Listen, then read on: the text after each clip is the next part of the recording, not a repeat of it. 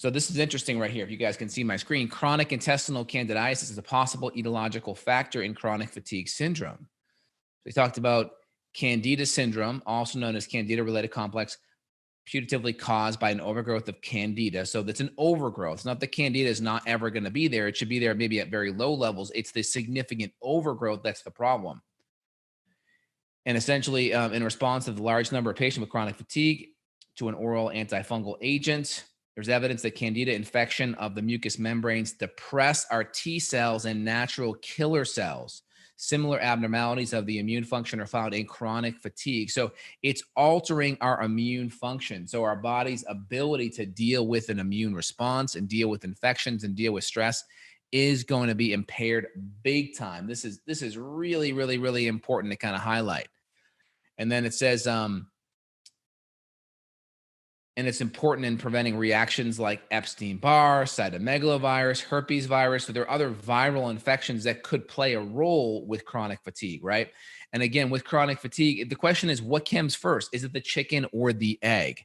In other words, when you have an infection, is it the infection is the underlying cause, or did you have a weakened immune system leading up to the infection that caused the problem to begin with? That's really what the underlying issue is. Did you get the infection first, or did the infection come as a result of the weakened immune system?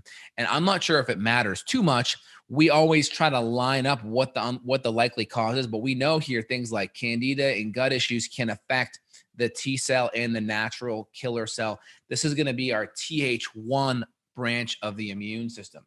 So our Th1 are those kind of special forces that get in there and really do a lot of killing ahead of time. And they kind of the first line defense of the immune response. That's like kind of really, really, really important to highlight. And then it talks about here. And so then when you have a compromised immune system, other parasites, other viral issues may be an issue. Then mold may be more of a problem. So now when you get exposed to mold, you may have been able to whip through it, no problem. You adapted to it, but now it's like, dang, that thing really knocked down your butt. So then it said, yet the immune dysfunction found in this disorder has been considered the primary underlying cause. So this imbalance of cytotoxic T cell and T helper cells and natural killer cells is the underlying cause.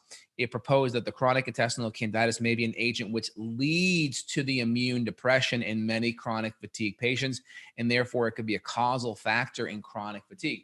So a lot of times we have the gut stuff leads the way, okay? The gut stuff leads the way, and then everything else happens after that. That makes sense. All right, excellent, excellent, very good.